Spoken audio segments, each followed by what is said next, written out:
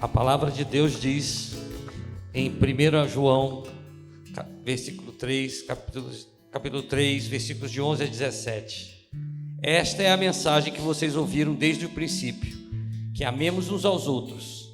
Não sejamos como Caim, que pertencia ao maligno e assassinou seu irmão. E por que o assassinou? Porque Caim praticava o mal e seu irmão praticava a justiça. Portanto, meus irmãos, não se surpreendam se o mundo os odiar. Se amamos nossos irmãos, significa que passamos da morte para a vida. Mas quem não ama, continua morto. Quem odeia seu irmão já é assassino. E vocês sabem que nenhum assassino tem dentro de si a vida eterna. Sabemos o que é o amor, porque Jesus deu sua vida por nós. Portanto, também devemos dar nossa vida por nossos irmãos. Se alguém tem recursos suficientes para viver bem e ver o irmão em necessidade, mas não mostra compaixão, como pode estar nele o amor de Deus? Amém. Palavra do Senhor. Amado Pai, glória te dou. Obrigada, Senhor, por estarmos aqui reunidos como igreja. Obrigada, Senhor, por sentirmos a sua misericórdia se renovando em nossas vidas. Obrigada, Senhor, porque sabemos que teremos aqui a porção exata que o Senhor separou para nós, Pai. Obrigada, Senhor, obrigada pelo seu amor, pela tua misericórdia em nossas vidas, Senhor. Senhor Deus, eu peço, Pai, que o Senhor abençoe o pregador, que ele seja tua boca dos nossos ouvidos, Senhor Deus. Que possamos perceber o que o Senhor quer dizer para nós. Nos revele, Senhor, tudo que o Senhor tem para nós hoje, nessa manhã separada, Pai. Obrigada, Senhor, pelo teu amor, pelo teu cuidado conosco todos os dias de nossas vidas. Assim eu oro, Senhor, e agradeço em seu nome santo. Amém. Alegrei-me quando disseram: vamos na casa do Senhor.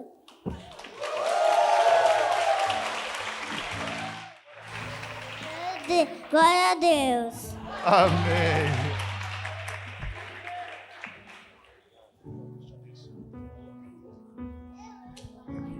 Vem cá. Tem versículo? Glória a Deus. Vem aqui. Vamos lá. Assim, ó, bem aqui, ó, para todo mundo te ver. Mais para cá você está escondido aqui. Alegrei-me quando me disseram: vamos à casa do Senhor. Salmo 122, 1. Eita. Tem um mistério aí, hein? Tem um recado. Também? Não? Vem? Então vem. Você fica aqui, já fica aqui perto do tio, que você vai ser o próximo. Amém. Façam tudo com amor. 1 Coríntios 6,14. Amém. Glória a Deus. E você?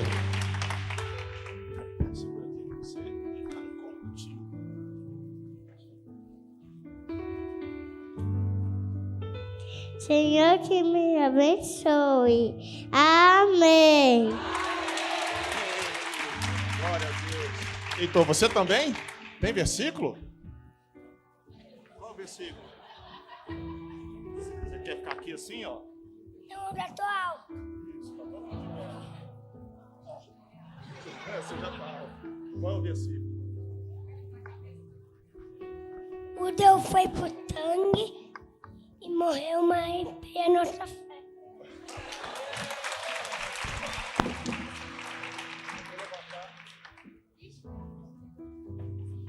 Eu fui levantar e ele falou assim: eu já tô alto. É? Alguém mais clarinha? Você? Vem cá. Glória a Deus. João 8,34. Jesus respondeu: digo-lhes a verdade, todo aquele que vive pecando é escravo do pecado. Olha só, todo mundo citando João. Que bom, né? Eu fico feliz quando eu vejo aqui na frente essa quantidade de crianças. Eu acho que uma igreja rica é uma igreja que tem muitas crianças. Não é à toa que o Senhor fala sobre isso. Não é à toa que Jesus queria que nós aprendêssemos como as crianças aprendem. A experiência que a gente tem com eles na salinha é tão maravilhosa, porque eles são muito mais observadores, inteligentes e interessados em aprender a palavra do que a gente imagina. E talvez a gente menospreze nas nossas casas como eles são capazes de reagir e de aprender, na medida em que nós, pais, damos testemunho através do nosso proceder, do nosso comportamento em relação aos nossos filhos. E passa muito rápido, né? Daqui a pouco eles estão adolescentes, daqui a pouco eles estão maiores do que nós, daqui a pouco eles estão nos dizendo o que nós devemos fazer, porque é assim que funciona o nosso ciclo da vida e aquilo que Deus nos colocou aqui para cuidar deles. Eu quero conversar com vocês nessa manhã sobre um tema que, na verdade, foi despertado no meu coração na última pregação da pastora Flavinha, quando ela falou sobre o Sol da Justiça há 2 domingos atrás. E uma frase que ela falou, me chamou muito a atenção, que era a respeito da nossa identidade em Cristo. E por que que isso me trouxe o interesse em falar à igreja sobre esse tema?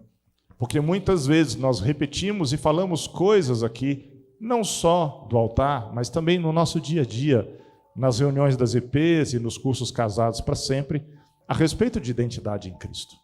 Mas nós não paramos para entender qual é o significado dessa expressão, o que é ter uma identidade em Cristo. Mas ter uma identidade em Cristo é importante, é fundamental, porque a partir do momento em que você sabe quem você é em Cristo, você é capaz de identificar qual é o seu propósito diante de Deus. E quando a gente fala em propósito, nós temos uma ideia, né, um pensamento de pensar em propósito numa perspectiva muito terrena ainda. E eu não vou te dar aqui 7 passos para a felicidade, nem 5 receitas para o sucesso.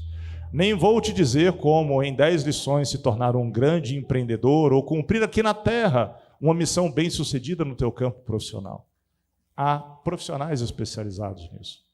Mas se há algo que eu posso te dizer, é que, à luz da Bíblia e da palavra de Deus, você foi criado com um propósito. E muitas vezes a nossa falta de identidade, de não saber quem nós somos e por que estamos aqui, é justamente porque nós desconhecemos, primeiro, quem é Deus, e segundo, qual é o propósito que Ele tem para cada um de nós.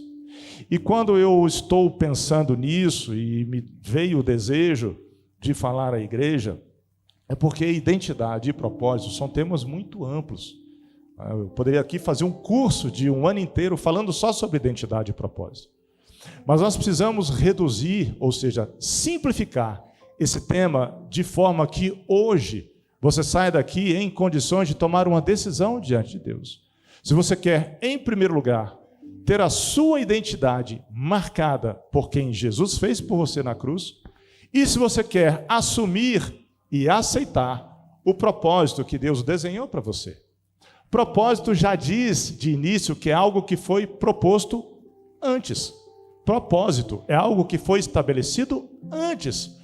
Antes mesmo que nós estivéssemos aqui nessa manhã, antes mesmo que você nascesse, antes que você viesse ao mundo, Deus já tinha determinado para você alguns propósitos. Eu não vou falar aqui, e quero deixar isso bem claro, em missões ou vocações que você tem ao longo da vida. Você pode ter sido chamado para ser um médico, um advogado, um engenheiro, um enfermeiro, um empresário, qualquer coisa na vida. Mas todas essas funções ou profissões são apenas um meio, um instrumento para que você cumpra o teu propósito aqui. Nós perdemos a nossa existência, e eu vejo muitas pessoas frustradas, e passam uma vida inteira como se fosse alguém que estivesse correndo atrás do pote de ouro no final do arco-íris, esperando o futuro chegar, esperando acontecer, esperando romper, e quando chega a um determinado estágio da vida, sofrem uma crise de vazio existencial, porque estiveram correndo atrás de algo na vida que nunca foi, de fato, aquilo que Deus propôs, ou o que é pior, perderam ao longo do caminho preciosidades que Deus lhes entregou, mas porque não estava de acordo com a sua vontade, o seu coração, suas ambições terrenas. Isso trouxe frustração. Mas aquele que entende para o que foi criado diante da perspectiva de Deus, nunca terá esse vazio no seu coração, muito pelo contrário. Diz a palavra que o coração não só será cheio, como ele também transbordará para outras pessoas. E essa identidade, ela exige de nós, em primeiro lugar, saber quem nós somos, onde nós estamos e por que estamos aqui. estamos aqui hoje, nesta manhã, numa igreja, fazemos todos parte do corpo de Cristo, porque houve um planejamento, um propósito de Deus em tudo isso. A igreja em que nós vivemos é um instrumento poderoso da parte de Deus que nos permite construir essa identidade. Não foi à toa que Deus quis desde o início e que Jesus enfatizou isso, que em comunidade, que juntos nós vamos construir essa identidade em Cristo. E quando eu vejo as cartas de Paulo, eu vejo isso com muita clareza, porque Paulo tinha essa preocupação em dizer a esses convertidos, essas pessoas que abraçaram o Evangelho e que entenderam Jesus como Salvador, que eles precisavam construir um conjunto de valores, de princípios, de ideais que correspondesse àquilo que Deus estabeleceu e não aquilo que a sociedade, a cultura contemporânea diziam. Nós hoje somos muito bombardeados o tempo inteiro por aquilo que o mundo diz, quem nós somos e quem nós devemos ser. E essas mensagens que chegam até nós, seja pelas redes sociais, seja pelo trabalho, pelas faculdades, em qualquer ambiente que você estiver, são mensagens distorcidas e falsificadas para tirar você daquilo que é o centro da vontade de Deus. Porque nós paramos, às vezes, para ouvir aquilo que o mundo quer dizer e deixamos de escutar e buscar a nossa verdade no que a palavra diz. Não é o mundo que vai dizer quem você é. Não é o mundo que vai dizer quem Deus é. E muito menos o mundo que vai dizer como você deve viver. Até porque todas essas informações estão na Bíblia. Deus só é para nós aquilo que Ele se permite revelar. Não é aquilo que o mundo diz. E Deus se permite revelar através da sua palavra. E através da sua palavra nós podemos observar quem Deus é. E nós podemos observar também quem Jesus é a partir da palavra, porque ele também se revela nessa medida. Quando Jesus está tendo uma conversa com Pedro, e esse diálogo com Pedro é muito famoso, e Jesus pergunta para Pedro: Pedro, quem dizem o que eu sou?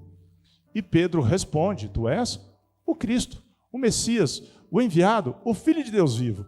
E Jesus diz: muito bem, Pedro, porque não foi sangue e carne que te revelou, mas foi o próprio Deus. Ou seja, até a revelação a respeito de Jesus foi trazida a Pedro por inspiração, orientação divina.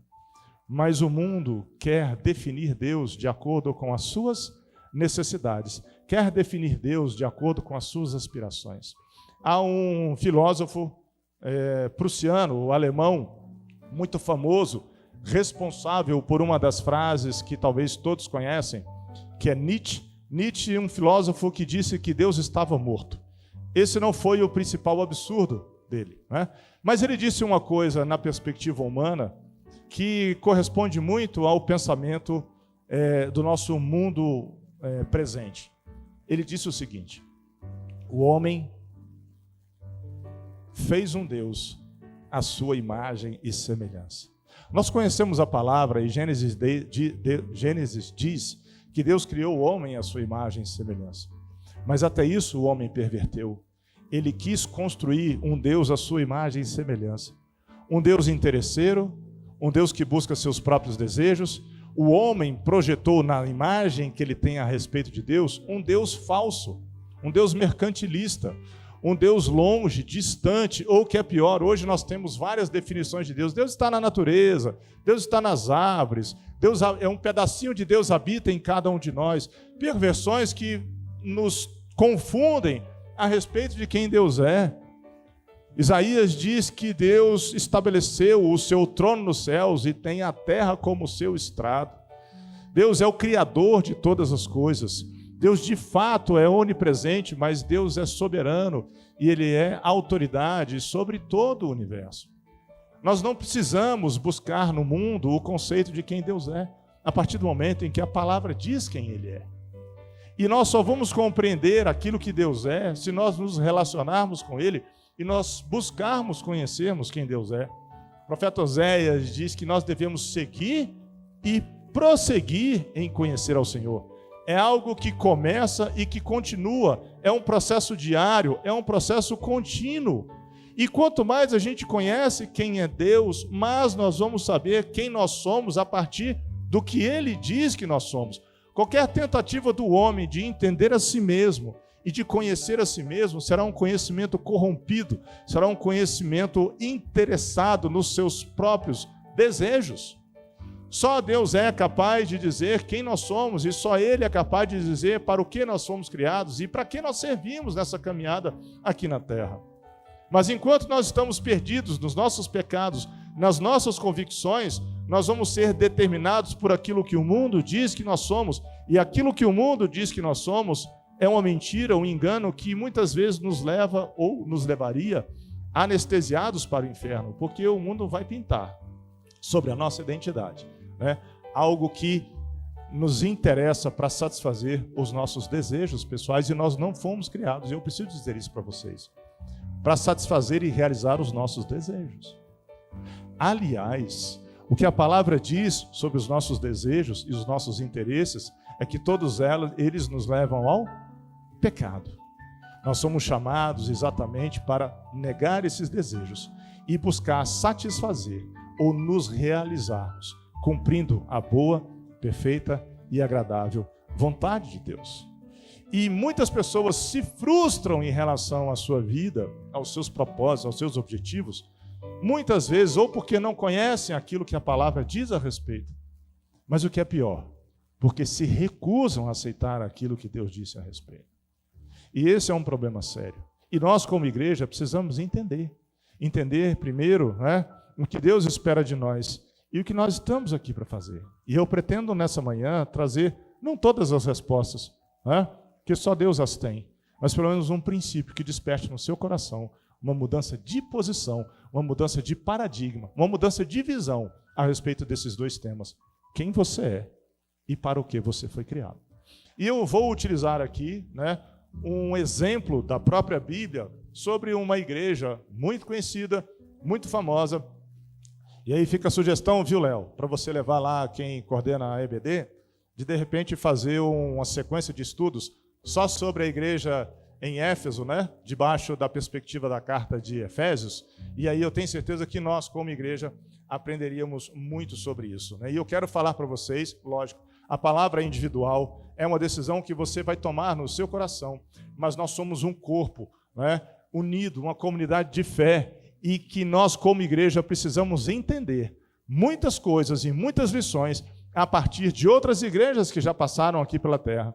Igrejas que foram muito bem sucedidas, mas igrejas que também caíram e tropeçaram porque se desconectaram da missão que Deus tinha proposto para eles. E uma dessas igrejas é a igreja de Éfeso. A igreja de Éfeso, ela é retratada, em primeiro lugar, e eu vou começar de trás para frente. Eu vou começar do livro de Apocalipse, né, do que o livro de Apocalipse diz a respeito da igreja de Éfeso. O apóstolo João escreveu o livro de Apocalipse, né, e aqui fica aqui uma dica, né, a partir da semana que vem na EBD nós vamos estudar o livro de Apocalipse, né, todo domingo às 9 horas da manhã, estão todos convidados, quem quiser aprofundar, né, nas suas leituras sobre o livro, ou a revelação de João, sobre as últimas coisas. Mas João relata no capítulo 2, e nós falamos sobre isso hoje na EBD, que Jesus enviou cartas a 7 igrejas. Essas 7 igrejas da Ásia, de fato, existiram. Todas eram igrejas reais. Elas não eram simbólicas, eram igrejas que de fato existiam.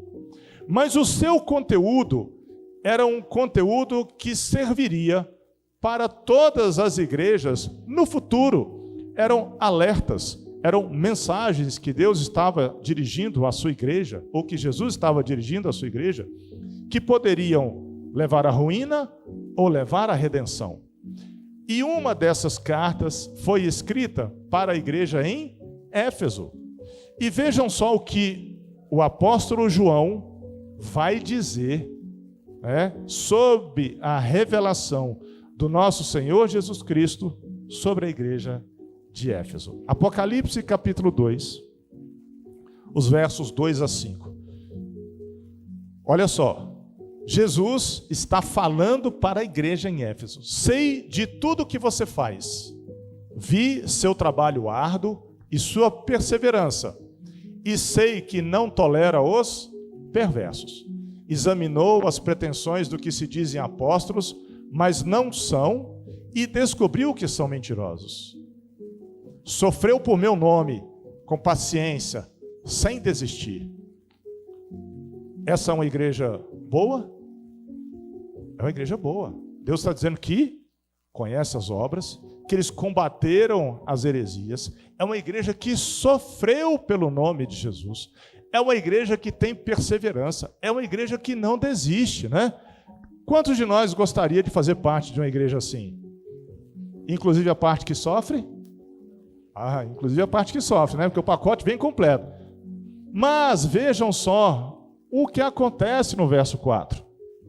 Mas, e quando tem o mais na Bíblia, a gente tem que ficar...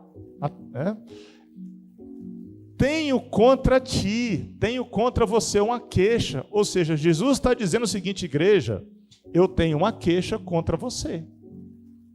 Você abandonou o amor que tinha no princípio. E aqui eu quero fazer uma pausa, porque nós interpretamos esse versículo de uma forma um pouco distorcida. Aqui em outras versões está dizendo assim, porque abandonaste o primeiro amor, ou porque deixaste o primeiro amor. E a gente faz uma associação com aquela pessoa que se converteu e que encheu o coração de alegria, né? E que todo dia está numa IP na segunda, outra IP na terça, né? Na quarta-feira está no curso O Homem é o Máximo, na quinta-feira está no Casados, né? Na sexta está visitando o irmão, está fazendo jejum, oração, domingo diz o Joane, domingo no culto, e assiste pregação no YouTube, você senta para conversar com ele, ele fala de Jesus, você manda mensagem para ele, ele vai falar de Jesus, todo dia você recebe desse irmão um devocional pela manhã, a pessoa está assim empolgada, apaixonada por Jesus, e glória a Deus por isso, porque nós deveríamos ser assim todos os dias da nossa vida, dedicados a Jesus. Mas aí vai passando o tempo, a pessoa vai se decepcionando, vai frustrando com algumas coisas da vida dele, né? Começa a perceber que a igreja tem um monte de pessoas, e pessoas são falhas. Ao invés de olhar para Jesus, começa a olhar para o irmãozinho. Aí vem a fofoca, a maledicência. Não gostei disso, não gostei daquilo. Daqui a pouco a pessoa esfria, e aí vem lá o líder, né? Fala assim, meu irmão, você precisa voltar ao primeiro amor. Você precisa se lembrar do tempo da conversão, né? Porque aí ele pega esse versículo, né? Aí o líder vai lá, irmãozinho, olha lá em Apocalipse, Jesus está dizendo assim, tenho por ti que você deixou o primeiro amor. Em parte isso é verdade, mas não é disso que o versículo trata, porque a gente para a leitura por aí. Essa igreja em Éfeso, de fato, abandonou o primeiro amor, mas não foi porque ela se esfriou e esqueceu dos momentos do seu princípio. Vejam só o verso 5. Veja onde você caiu. Foi uma igreja que pecou. Foi uma igreja que errou, foi uma igreja que se desviou dos caminhos do Senhor e das orientações que recebeu. Não foi uma igreja que simplesmente esfriou porque o tempo foi passando e ela se esqueceu do que Jesus fez. Foi uma igreja que tropeçou e caiu. E Jesus diz para essa igreja, arrepende-te e volte a praticar as obras que no início praticava.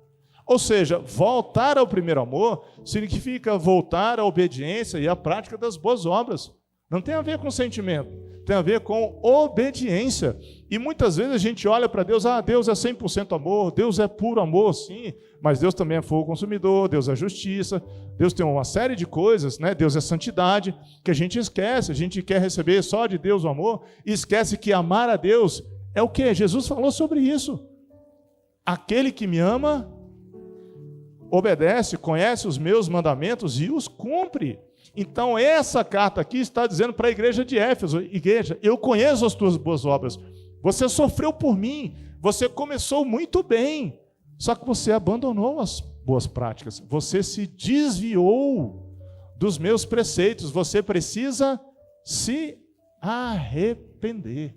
É uma carta que chama ao arrependimento. E aqui eu começo a entrar na questão de identidade e propósito. Deus disse o seguinte, igreja, eu conheço você. Eu sei quem você é. Eu sei quem você é ao acordar. Eu sei quem você é ao dormir. Eu sei por onde você anda. Eu sei o que você fala. Eu sei o que você come. Eu sei do que você se alimenta. Eu sei do que você escuta. Eu conheço as suas obras. Mas era uma igreja que deixou de conhecer a Deus e de buscar a presença de Deus. E essa igreja, por causa disso, caiu. Essa igreja de Éfeso é a igreja que de fato existiu. Essa igreja em Éfeso é a igreja que Paulo fundou. Essa igreja de Éfeso, ela era tão importante, mas tão importante que, em primeiro lugar, Paulo não só fundou a igreja, como ele passou entre 2 anos e meio a 3 anos e meio ensinando naquela igreja. Na igreja de Éfeso estiveram presentes e ajudaram a plantar a igreja nada mais, nada menos que 2 valorosos discípulos de Paulo, Priscila e Áquila, estiveram lá.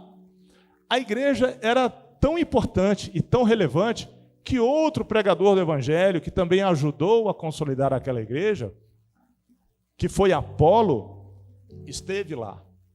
Essa igreja era tão importante e tão valorosa que quando Paulo sai, ele deixa nada mais, nada menos do que Timóteo como sendo a pessoa responsável por essa igreja. A cidade de Éfeso era uma das cidades mais importantes daquela época. E por que eu me inspirei na cidade de Éfeso para trazer essa palavra? Porque ela é muito parecida com os nossos dias atuais. A gente tem uma imagem equivocada sobre os tempos em que os evangelhos foram escritos, o tempo em que as cartas foram escritas. A gente acha que a cultura era muito diferente, que não tinha nada a ver com a gente. Em alguns aspectos realmente não tinha, né? Não tinha Instagram, não tinha TikTok, não tinha WhatsApp, né? As comidas eram diferentes, as roupas eram diferentes, mas tirando isso, os costumes eram muito semelhantes àquilo que a gente identifica nos mundos atuais. A cidade de Éfeso foi inaugurada ou criada pelos gregos. Só que quando Paulo passa por lá, aquela cidade de cultura grega já estava dominada pelos romanos. Então você tinha a mistura da cultura grega com a mistura da cultura romana, ambas excessivamente idólatras. A cidade de Éfeso era tão idólatra que tinha um templo para uma deusa chamada Diana, tinha um templo para o imperador. Essa Diana era tão importante na cultura pagã daquela época que esse templo praticamente movimentava a economia de toda aquela região. E todas as pessoas iam para lá oferecer sacrifícios, e esses sacrifícios envolviam coisas muito graves, muito sérias, né, que envolviam orgias, festas, bebedeiras e tudo mais. E as pessoas eram todas contaminadas por essa forma de vida. Era uma região onde o dinheiro era muito importante, era excessivamente importante. As pessoas davam muito valor ao dinheiro. E essa igreja, constituída ali por Paulo, ela estava permanentemente sob ataque, das filosofias gregas. Porque Jesus, veja bem, Jesus não era bem assim, Jesus era só homem, né? Deus não existe, Deus é uma energia, Deus não sei o que tem, e o homem é capaz de resolver seus próprios problemas através da filosofia e tal. Ou seja, o homem tinha todas as respostas, e isso contaminava a igreja, que se deixava levar pelas heresias. Era uma igreja que também era bombardeada pelos pecados daquela cidade. Então, dentro da igreja, as pessoas traziam práticas do mundo para a igreja. E isso gerava dentro da igreja o quê? Fofocas, desvios, pecados. As pessoas não sabiam mais quem elas eram. Bom, eu sou romano ou eu sou grego? Antes eu era judeu, agora eu sou cristão. Eu posso fazer isso ou eu posso fazer aquilo? Qual é a comida que eu como? Né? Chegava lá a comida, não, mas essa comida ela foi sacrificada ao Deus tal. Aí a pessoa chegava no mercado para comprar a comida. Eu não sei, eu posso comer isso ou não posso comer isso? Qual é a roupa que eu uso? Né? Eu uso brinco ou não uso brinco? Eu posso usar batom ou não posso? A minha roupa pode ser colorida ou não? Eu posso ir no teatro assistir esse espetáculo ou não? Eu posso ler esse livro ou não? As pessoas perderam a sua identidade em razão desse contexto em que elas estavam vivendo. E a igreja de hoje, ela é exatamente bombardeada da mesma maneira. As pessoas abandonaram o evangelho e começavam a buscar os seus próprios interesses, esquecendo de onde eles vieram e por que Jesus morreu. Apesar disso, era uma igreja muito forte e Paulo concentrou muitos esforços nessa igreja.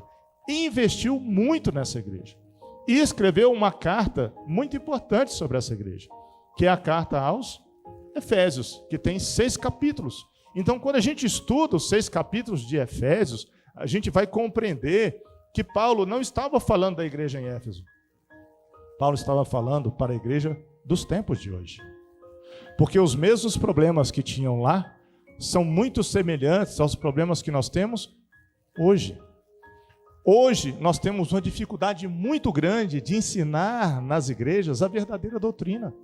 Porque quando a gente começa a pregar o verdadeiro evangelho, de duas uma, né? Ou a gente acaba sendo processado, né? Hoje em dia está desse jeito, Ou então as cadeiras começam a se esvaziar.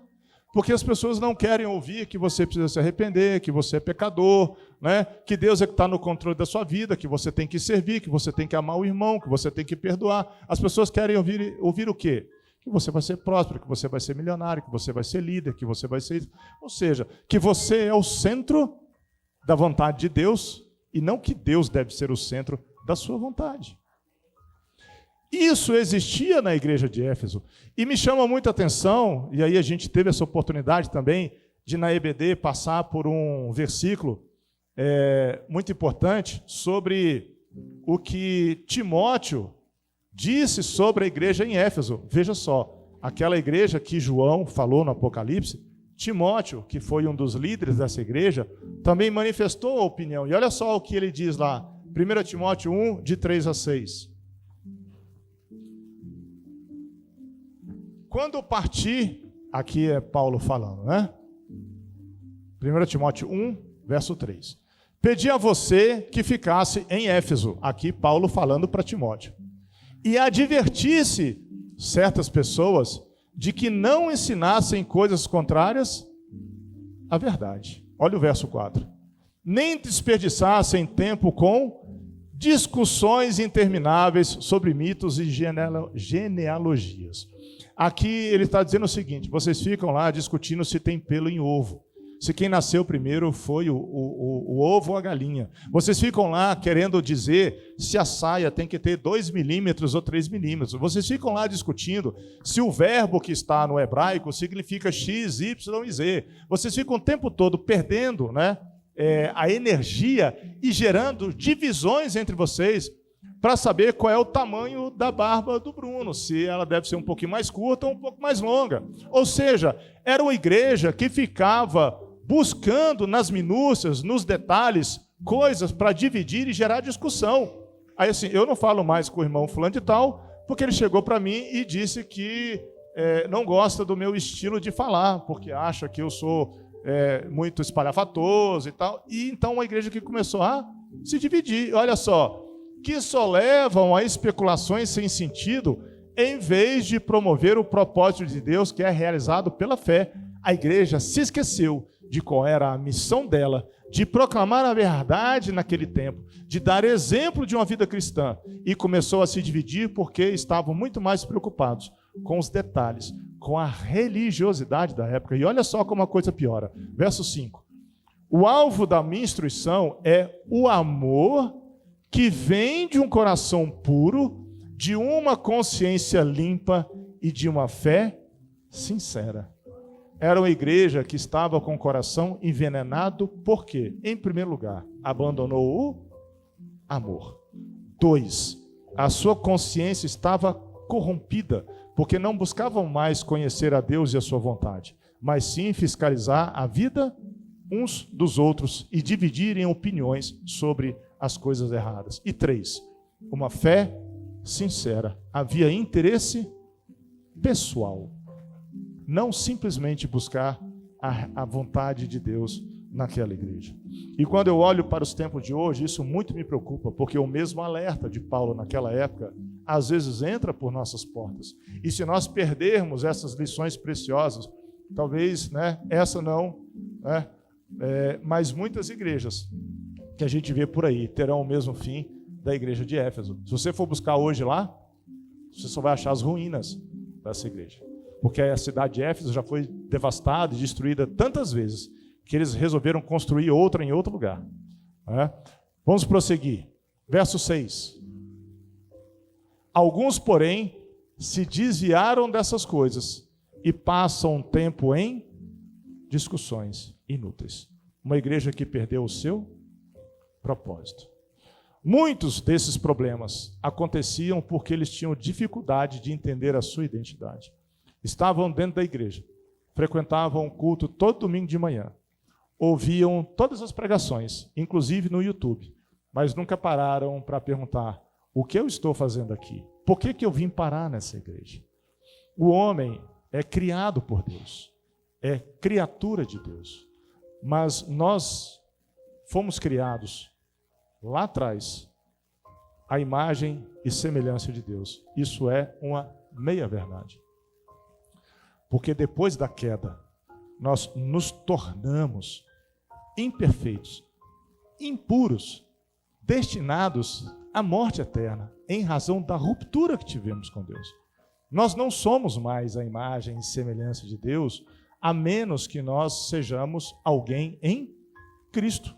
A nossa identidade terrena é marcada por alguém que será separado eternamente de Deus em razão do pecado. A nossa identidade terrena, aquela que nos identifica com o mundo. Identidade vem de idêntico, igual. Então, quando você se identifica com o mundo, significa que você é igual ao mundo. Quando você se identifica com os valores do mundo, significa que você tem valores idênticos àquele do mundo. Quando você vê alguém na rua e fala assim, poxa, eu me identifico com ele, significa dizer o quê? Ou que eu sou igual, ou que eu quero ser igual àquela pessoa. Então, quando nós falamos que temos ou devemos ter uma identidade em Cristo, significa dizer que nós devemos buscar ser iguais a Cristo. Significa dizer que quando eu olho para o Lincoln, eu estou vendo Jesus nele, porque ele é idêntico. É porque ele tem uma identidade. Porque quem diz quem o Lincoln é Deus, e não aquilo que outras pessoas ou o mundo diz que ele é. Mas nós temos o dever de buscar isso. E se nós buscamos nos identificar com o mundo, nós nos tornaremos iguais a ele. E para nós sermos diferentes, nós devemos nos contrapor àquilo que muitas vezes o mundo diz que nós devemos ser ou buscar. Quando os nossos interesses são pautados por aquilo que a nossa sociedade moderna diz, nós vamos certamente buscar a realização do nosso propósito, não por aquilo que Deus estabeleceu para nós, mas aquilo que o príncipe deste mundo estabeleceu para nós. E o que ele quer de nós é que nós nos afastemos de Deus. Não saber onde está a nossa identidade em Cristo significa não saber o que Deus espera de nós e o que é pior, não nos protegermos e não nos defendermos do que aquilo que o mundo diz quem você deve ser. E isso entra na nossa mente e entra no nosso pensamento, de tal forma que a gente não consegue mais diferenciar aquilo que é de Deus e aquilo que não é de Deus. E esse problema Paulo tinha também lá em Éfeso. Gente, vocês não sabem como naquela época era difícil pregar o evangelho. A região de Éfeso era dominada pela filosofia. E a filosofia criada justamente para negar a existência de Deus e que definia o homem a partir dele mesmo. Paulo não só esteve lá, como ele fundou uma escola para combater essas heresias. Depois, Paulo passou também por outra cidade grega, em Atenas, e ele foi chamado para defender as suas teses no meio de um monte de filósofo. Botaram ele lá no Areópago e falaram assim, Paulo, agora defenda a sua tese. Porque era assim que as pessoas faziam. Quando alguém chegava lá trazendo um ensino diferente, eles levavam para uma sabatina, um debate, e falavam assim, se você é bom no que você fala, então defenda as suas ideias, porque nós vamos te contestar e nós vamos combater o que você está fazendo. Talvez você já tenha passado por isso ao tentar pregar o evangelho e alguém com o coração duro diz, não, peraí, deixa eu pegar aqui o meu livro tal, meu livro não sei o que tem, e eu vou combater tudo que você está falando com o que eu estudei na faculdade, né, na academia, no meu curso, e eu vou provar que você está errado. Mas Paulo, naquela manhã, em que ele discursou perante o Areópago, não só, né, muitas pessoas se converteram, como aquilo se espalhou por toda a região da Ásia. O nosso primeiro propósito, segundo o que Paulo vai dizer, e aqui eu já estou indo para a carta de Paulo aos Efésios, para construir o que aquela igreja precisava saber sobre a sua identidade em Cristo. Eu queria que a partir de agora, eu sei que vocês já estão prestando atenção, mas agora eu quero que vocês comecem a pensar em vocês individualmente, como nós estamos posicionados aqui na nossa igreja de gerações, ou como nós estamos posicionados na nossa vida, como você vive a sua vida como marido, como você vive a tua vida como esposa, como você vive como filho, como pai, como funcionário, como patrão, como estudante ou como professor, porque todas essas coisas são simplesmente instrumentos, missões que Deus te colocou aqui na terra, para cumprir o propósito dele construído antes da fundação do mundo. Olha só o que Efésios, capítulo 1, verso 4, vai dizer sobre isso. Mesmo antes de criar o mundo, Deus nos amou e nos escolheu em Cristo para sermos santos e sem culpa diante dele. Primeira coisa que eu preciso dizer para você. Você está aqui hoje, nessa igreja, sentado nessa cadeira, me ouvindo falar. Não é, você pode até achar que foi, porque alguém te convidou. Mas não é por isso.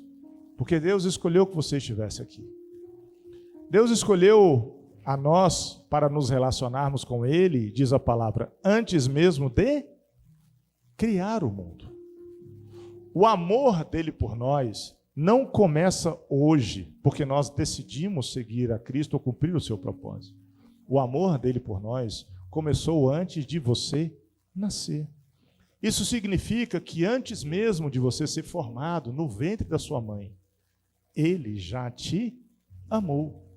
E ele já te separou para viver do lado dele. É isso que quer dizer para sermos santos, sermos separados para viver uma vida diante de Deus. O primeiro propósito de Deus ao criar você foi este. Antes da fundação do mundo, te chamou para ser separado. E quando nós perdemos essa identidade, a gente acha que nós devemos ser amados pela maior quantidade de pessoas possíveis no mundo. A gente hoje é determinado ou é identificado pela quantidade de seguidores da nossa mídia social. Então, por exemplo, você pega aqui alguém que tem 32 seguidores no Instagram, você pensa o que dessa pessoa? Não é muito querida, né? Não é muito popular. Esse aqui não é muito carismático. Esse aqui não deve ter muito valor. Mas você pega alguém que tem lá 2 milhões de seguidores no Instagram, você pensa assim, caramba, eu quero ser igual a ele. Essa pessoa deve ser muito interessante. Essa pessoa deve ser muito bacana. E aí a gente começa a buscar reconhecimento e carinho e cuidado de pessoas que não necessariamente são aquelas que nos amam de verdade. E a gente perde o foco. Por quê? Porque a nossa identidade ela está sendo construída, não por Deus, mas por outras circunstâncias que nem sempre nos levam ao caminho que Deus desejou. Isso quer dizer o quê? Nossa, pastor, então todo mundo aí que tem 2 milhões de seguidores... Não. Pode ser que Deus te escolheu para levar a mensagem dele através do Instagram. Glória a Deus por isso. Pode ser que Deus te escolheu para levar a mensagem dele através do YouTube. E glória a Deus por isso. Pode ser que ele te levantou para ser uma voz profética nessa terra, ainda que seja usando as mídias sociais. E glória a Deus por isso. Mas a pessoa que cumpre o propósito de Deus, ela não corre atrás de likes ou de curtidas. Ela corre atrás de espaços onde ela possa pregar o evangelho. E glória a Deus por isso.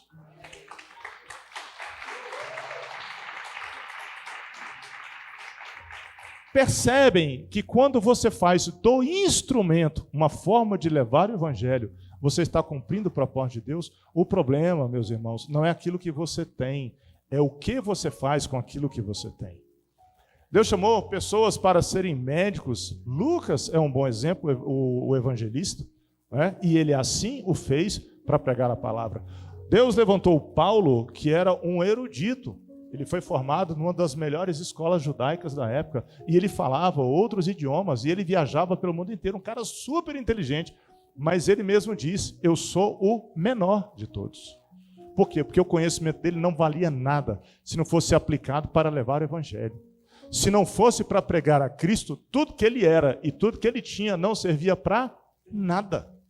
Então o que nós temos, cumpre o propósito de Deus, se nós colocarmos a serviço de Deus. Quer ser funcionário público e passar no concurso? Glória a Deus. Estude.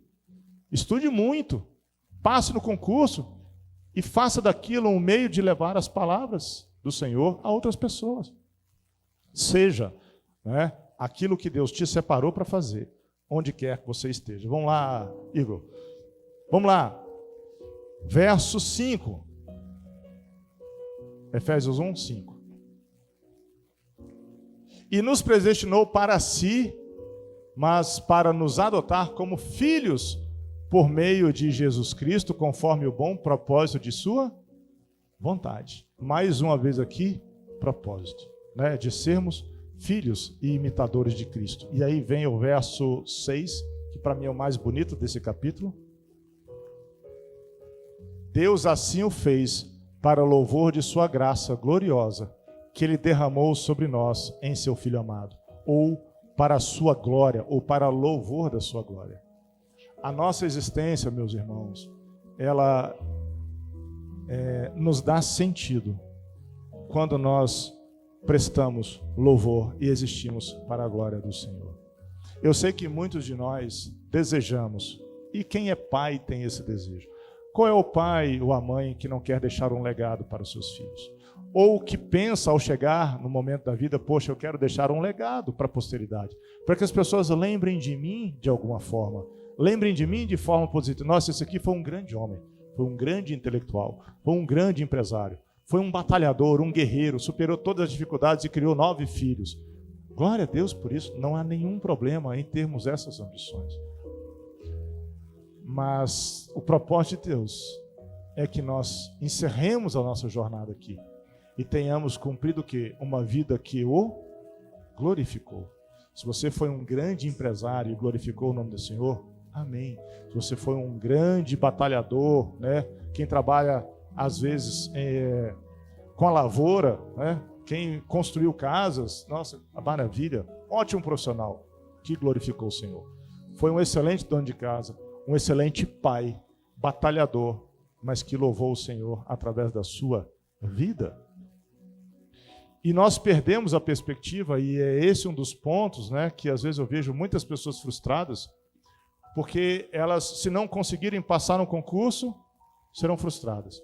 Se não conseguir chegar ao primeiro milhão com 30 anos de idade, serão frustradas. Se não tiver aquela Mercedes, aquela BMW, aquela Ferrari, serão frustradas. Se não conseguir comprar aquela casa dos sonhos, serão frustradas. Por quê?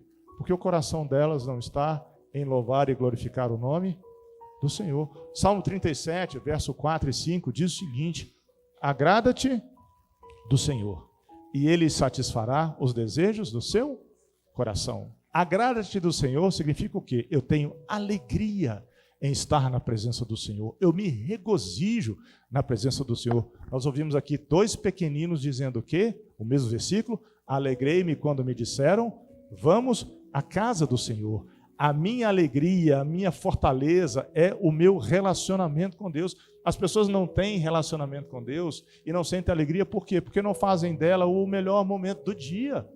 O melhor momento do dia, né, não é quando você chega em casa, do trabalho, né, com o pé doendo, do sapato apertado, que você andou, né, durante o tempo inteiro, trabalhou em pé, pegou trânsito, você tira o sapato, tira a roupa, deita em casa, liga a televisão e fala assim, uau, esse é o melhor momento do dia. É bom, estou dizendo que é ruim não, é bom, é bom. Mas o melhor momento do dia é quando você abre a palavra de Deus, quando você escuta um louvor, e lá no teu secreto, o Pai te ouve e te responde.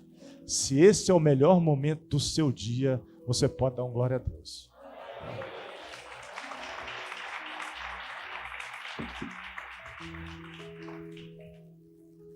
Vamos pular para o verso 9 do mesmo capítulo 1.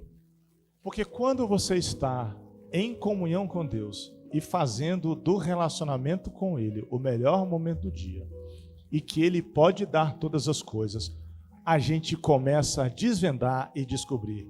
Vejam só o verso 9. Agora Deus nos revelou sua vontade secreta, ou o mistério da sua vontade, que é o cumprimento de seu bom propósito. Vamos lá? Verso 10. De fazer, ou no devido tempo, Ele reunirá sob a autoridade de Cristo tudo que existe no céu e na terra. Há um propósito para nós como igreja. A gente vai chegar lá daqui a pouquinho. Prosseguindo.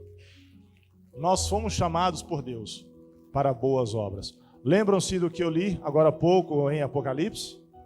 Apocalipse disse assim, eu conheço as tuas obras. Elas eram boas, mas você caiu, porque você abandonou o amor verdadeiro a Cristo.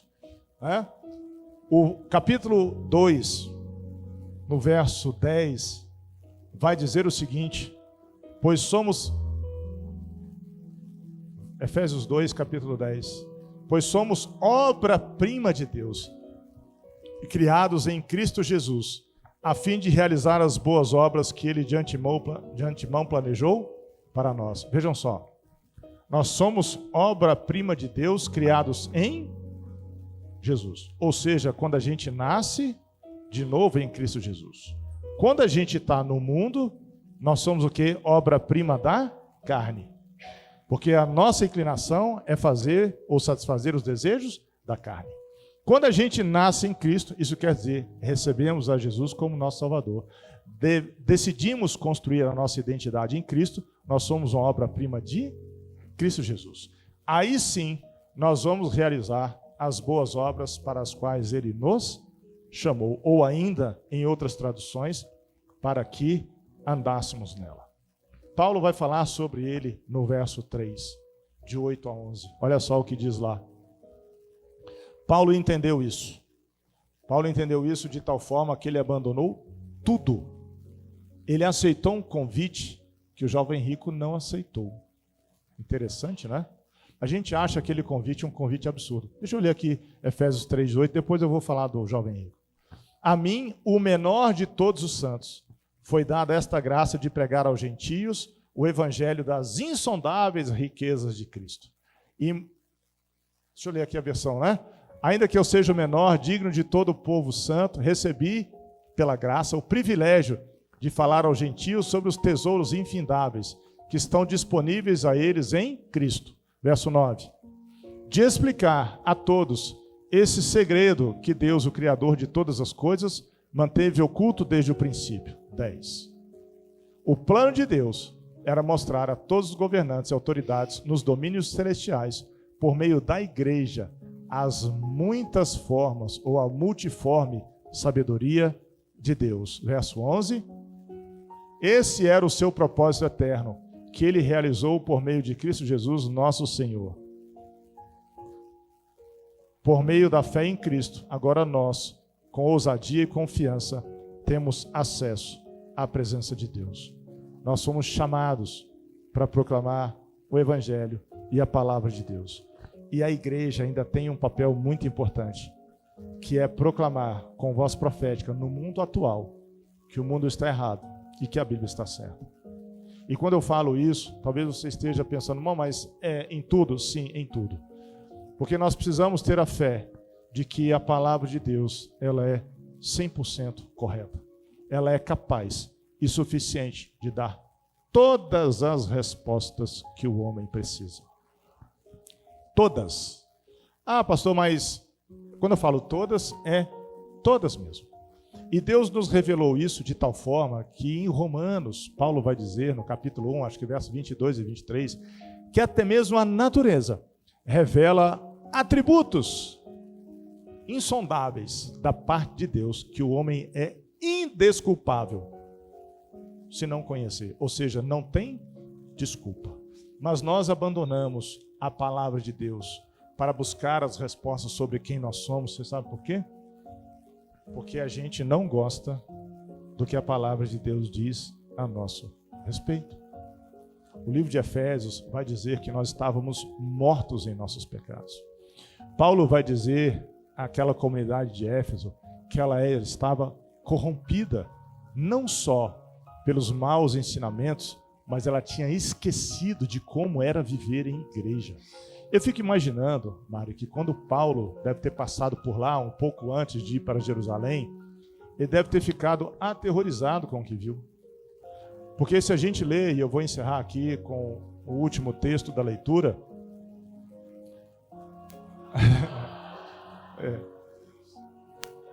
Brinca não, então o pastor Rodrigo não está aqui, mas eu também, tá? Eu gosto de falar um pouquinho. Porque a igreja, isso aqui é muito importante para nós. Porque Paulo deixa instruções muito específicas de como é viver em igreja. A Bíblia não economiza palavras, nem instruções de como é viver em igreja. E nós estamos aqui porque decidimos exercer a nossa fé em comunidade. É bom, é maravilhoso, é necessário você individualmente ler a palavra de Deus, orar e louvar no teu secreto. Jesus nos ensinou isso. Mas Jesus também nos ensinou que nós devemos exercitar a nossa fé em comunidade. Gente, é fácil viver em igreja? É gostoso, mas é fácil? Não é muito fácil, não. Por quê? Porque em igreja a gente tem que aceitar diferenças. Em igreja a gente tem que submeter a nossa vontade à vontade de outras pessoas. Em igreja a gente e pensem, Jesus disse isso como sendo algo bom, e a gente recebe isso às vezes como algo ruim. Para viver em igreja, você tem que amar o irmão como a Bíblia diz que a gente tem que amar. Aí a gente fica escolhendo os irmãozinhos que a gente quer amar.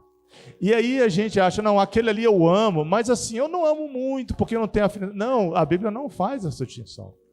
E há situações em que a gente acaba se esbarrando com aquele irmãozinho, que às vezes a gente não ama muito, e a gente fala, tá bom, eu sabia, por isso é que eu não ando com ele.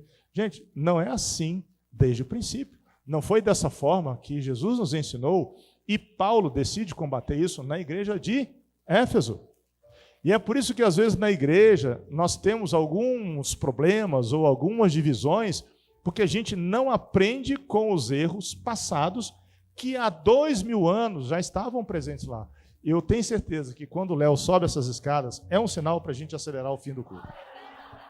Olha só, Efésios 4, capítulo 11, e eu vou encerrar por aqui. Vou encerrar. Já falei quase 1 hora. Já deu 1 hora aí? Deu não? Sério? Falta o quê? Uns 20 minutos para dar 1 hora? Olha lá, verso 11 do capítulo 4. E aqui eu estou começando então a entrar, assim, encerrando a questão do nosso propósito. Ele designou alguns para apóstolos, outros para profetas, outros para evangelistas, outros para pastores e mestres. 11. Eles são responsáveis por preparar o povo santo para realizar a sua obra e edificar o corpo de Cristo. Você está aqui para edificar o corpo de Cristo. Verso 12. Até que todos alcancemos a unidade que a fé e o conhecimento do Filho de Deus produzem e amadureçamos, chegando à completa medida da estatura de Cristo. O nosso propósito qual é? Sermos imitadores de Cristo. Ter a nossa identidade a partir de quem Jesus é. Verso 14. Então nós não seremos mais imaturos como crianças. Olha só que duro, hein? Aqui começa. Aí Paulo tira lá o cinto, tira a chinela e ele começa a dar umas lapadas no lombo do pessoal de Éfeso. Como crianças, nem levados de um lado para outro, empurrados por qualquer vento de novos ensinamentos. Não? Às vezes um irmãozinho me manda assim uma mensagem no privado. Pastor, ouvi isso, o que o senhor acha? Aí eu só falo assim, misericórdia, por onde é que você anda ouvindo essas coisas? Onde é que você está procurando ensinamento? É assim em todo lugar. E também não sermos influenciados quando nos tentarem enganar com mentiras astutas. Verso 15.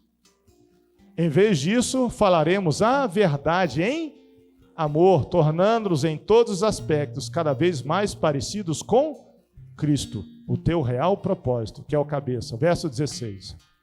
Ele faz que todo o corpo se encaixe perfeitamente. Se você está aqui, irmão, é porque você tem que encaixar com outro irmãozinho, que você às vezes acha que não encaixa. Deus sabe melhor do que você onde você deve estar. É isso aí. A Bruna, responsável pelo Benício, pode deixar lá o aviso. Leu, Bruna? Amém.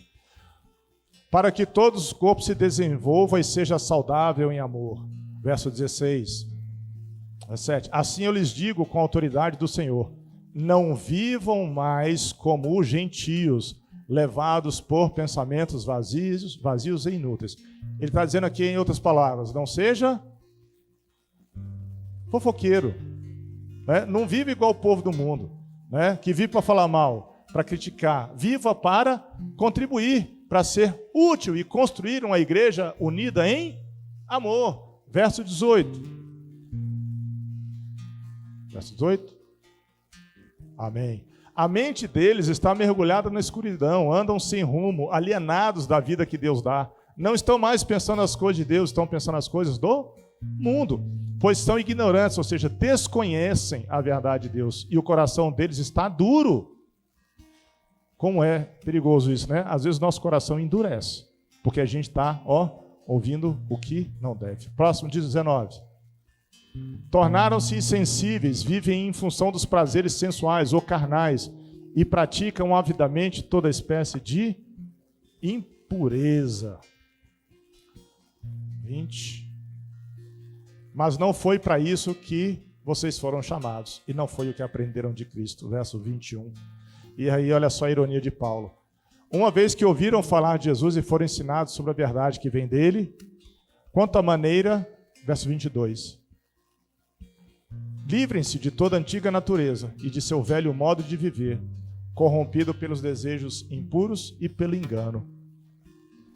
Eu quero avançar um pouco mais para concluir. Verso 29, e vou ler do 29 ao 32.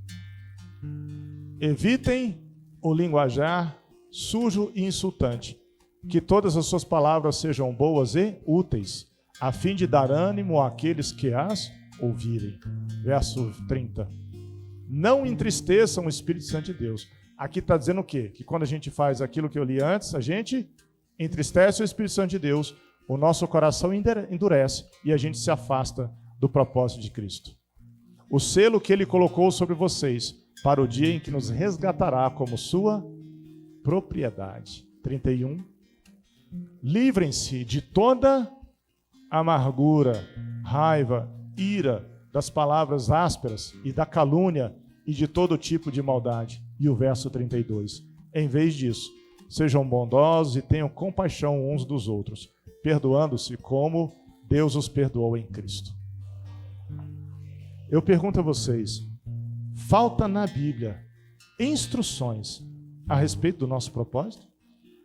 Faltam na Bíblia elementos, orientações que nos permitam viver como bons pais, bons filhos, bons profissionais, bons crentes, boas ovelhas, bons líderes? Faltam orientações sobre isso? Então, quando a gente diz, eu não sei qual é a minha identidade, a resposta está na palavra de Deus. E quando a gente fala, eu sou triste, eu não tenho alegria na minha vida, porque eu não sei ainda qual é o meu propósito, as respostas estão na palavra de Deus. E muitas frustrações vêm exatamente por quê? Porque viver dessa forma, como eu disse, é gostoso, mas não é fácil. A gente tem que abrir mão de muitas coisas para cumprir o real propósito de Deus. É por isso, que eu falei do Salmo 37:4, que fala, agrada-te do Senhor e Ele satisfará os desejos do teu coração. Mas o verso 35 diz, entrega o teu caminho ao Senhor, confia nele e o mais Ele fará. Se nós entendermos que construir a nossa identidade significa imitar o que Cristo fez, e se nós entendermos que cumprir o seu propósito é realizar as boas obras que Ele nos incumbiu, eu tenho certeza que todo o resto que virá será um acréscimo, será um complemento, será um ornamento que Deus te deu, ou para te acrescentar felicidade, ou para abençoar outras pessoas. O jovem rico chegou diante de Deus e falou assim, eu cumpro todos os mandamentos. E Jesus disse, muito bem, mas o teu coração não está nos mandamentos, o teu coração está no dinheiro. E disse o seguinte, vende tudo e me segue. E o jovem rico saiu dali triste e frustrado, por quê? Porque ele queria alcançar pelas boas obras apenas a identidade e o propósito, quando ele se esqueceu que tudo isso era insignificante diante de Jesus. Nós estamos o tempo inteiro tendo a oportunidade de nos relacionarmos com Deus, mas a gente quer preencher a nossa vida com coisas que o mundo oferece ou com conhecimento que para nós não servirá de nada, a menos que nós nos colocássemos diante de Deus para servir a Ele com tudo que a gente recebeu. Essa é, em suma, aquilo que eu tinha para compartilhar com vocês, e eu quero fazer um convite. E esse convite não é para mim, A gente nunca termina aqui uma pregação sem fazer um apelo. Por quê? Porque nós ficamos muitas vezes protelando, e eu sei disso, as decisões a respeito da nossa vida. Amanhã eu decido. Não, amanhã eu faço. E a oportunidade, ela é hoje. E se essa palavra, de alguma forma, tocou o seu coração, e você quer ter a tua identidade construída a partir daquilo que Jesus diz quem você é, se você entendeu que Jesus ama você e que Ele te chama para boas obras, eu quero te convidar a vir aqui à frente.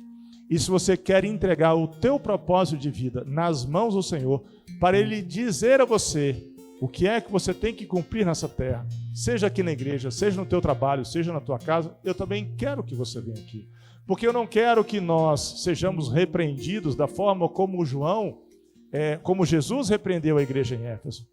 Se hoje nós abandonamos o primeiro amor, ou seja, se nós erramos, se nós pecamos, se nós estamos distantes daquilo que eu acabei de ler, eu quero que você se arrependa, para que a gente não sofra aquilo que muitas igrejas sofreram no passado, que é se distanciar da palavra de Deus, se deixar levar por suas próprias convicções, pela razão humana, e se esqueceram do Criador. Locais que trocaram, e Paulo fala sobre isso, deixaram de adorar a Deus para adorar as criaturas, construíram ídolos de mãos humanas, e nós temos hoje uma variedade de ídolos. Antes, ídolos era só uma imagem. Hoje você tem ídolos por toda parte. A gente faz de tudo que a gente pega ídolos. A gente transforma, a gente tem a capacidade de transformar até coisa boba em idolatria, quando a gente inverte o processo de adoração. Deixa de adorar a Deus para adorar aquilo que foi criado, não só às vezes por Deus, mas pelo próprio homem. Vamos deixar tudo isso para trás, né? Entregue seu coração a Deus. Entregue a Ele a sua vida, como eu acabei de ler aqui, para que você possa entender qual é a boa, perfeita e agradável vontade de Deus para você. Deus te criou com um propósito, e a palavra de Deus, que todos esses propósitos, diz a palavra, são bons. Deus não criou vaso para ser destruído e desperdiçado. A palavra diz que Ele pega o vaso quebrado e faz dele um vaso novo. Aquele que era para desonra será refeito e construído para honra. O homem não foi criado para passar essa experiência de vida separado de Deus. E esse convite é um convite feito por Ele. E eu queria te convidar a vir aqui na frente. E nós vamos orar por você, né, sobre a sua identidade e sobre seu propósito.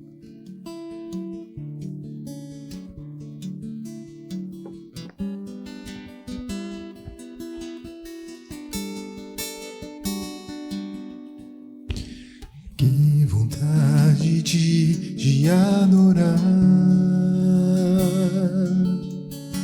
que vontade de ficar aqui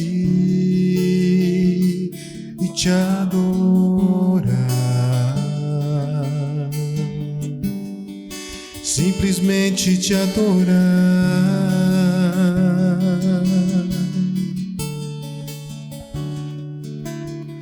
sem me importar com os que estão por perto, pode ser aqui ou em um lugar secreto te adorar, simplesmente te adorar,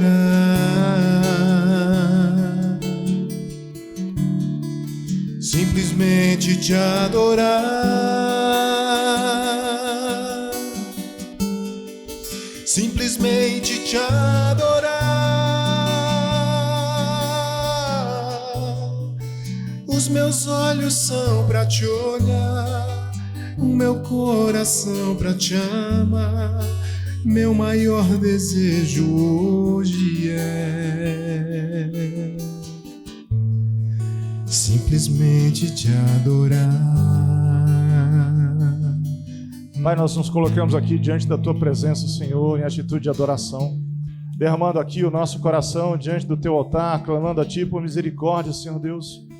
Coração arrependido de termos abandonado o Teu caminho, de termos nos distanciado de Ti.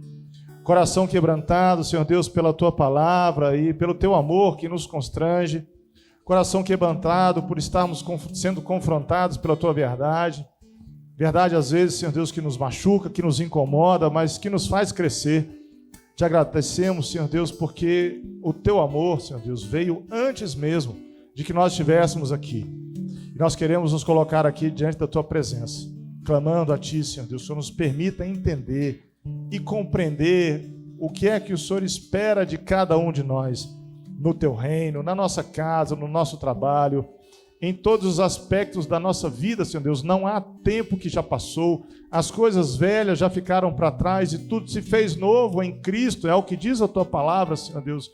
E não interessa, Senhor Deus, o que nós já vivemos, nós queremos olhar para frente, nós queremos abraçar aquilo que o Senhor ainda tem a fazer na nossa vida. Eu sei que cada um aqui, Senhor Deus, ainda tem muito a viver e a entregar a Ti como forma de adoração, Senhor Deus, até mesmo nas formas pequenas e silenciosas que a gente não compreende, mas Tu sabes que às vezes um gesto, um abraço, às vezes uma ajuda a um desconhecido na rua, às vezes um sim que a gente diz quando o nosso coração mandava dizer não, mas é o Teu Santo Espírito nos conduzindo a cada dia, durante todo o caminho, a cumprir a Tua vontade. Pai, que cada homem, cada mulher aqui nesta manhã possa entender que o Senhor, Pai, é quem é a autoridade para dizer quem nós somos.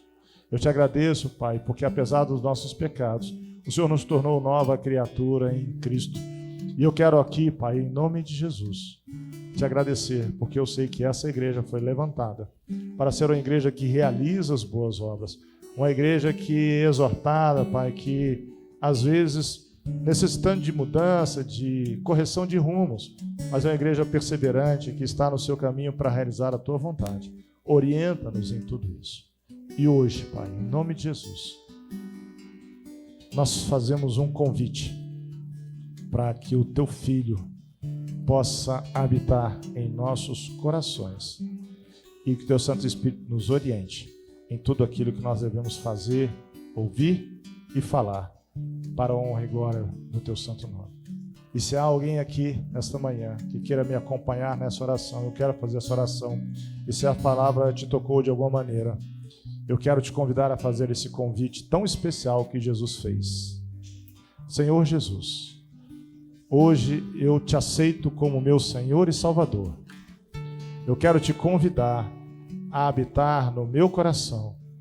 Eu quero que o Senhor me ensine e me oriente nos Teus caminhos. E eu reconheço que sou pecador arrependido e estou aqui para Te servir e Te receber como Salvador. Amém?